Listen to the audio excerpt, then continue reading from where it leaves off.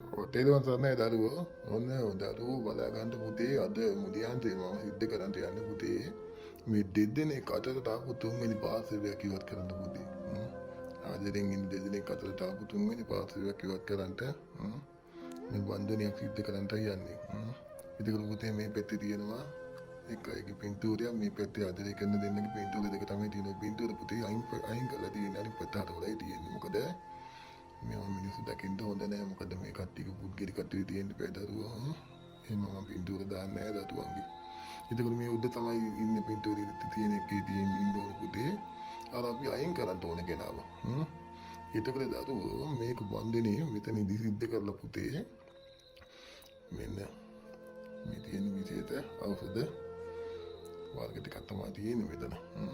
ඉතින් ඒකල මෙන්න මේ හදලා තියෙන පින්තූරෙත් කටු ගහලා තියෙන්නේ මේක පුතේ අලුත මැරුණු තෝනක හිස තියෙන පැත්තේ මේකට වෙලාවක් කලාවක් තියෙනවා.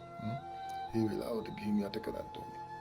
මේක ඇතුළත තියෙන පුතේ විශේෂ දේවල් ටිකක් ඈ. මේ දේවල් පුතේ සවුත් වෙලා පණුව කාලේ විනාශ වෙනවා වගේ දතුව අනිත් සම්බන්ධතාවය ආපු කෙනාගේ සම්බන්ධතාවය කියන්නේ පුතේ අර තුන්වෙනි පාර්ශවය මේක විනාශ වෙනවා වගේ තුන්වෙනි පාර්ශවයත් විනාශ වෙලා දරුවෝ අයින් වෙනවා. ඒකට අර ආදරෙන් හිටපු දෙන්න හැමදාම සතුටින් ආදරෙන් ඉන්න පුළුවන් විදිහට තමයි වන්දනය කරන්නේ. පුතේ ඒකකින් මාම කරන වන්දනයක් නෙවෙයි මේක. හොඳට හොයලා බලලා තමයි පුතේ කරන්නේ මේ වගේ දේවල්.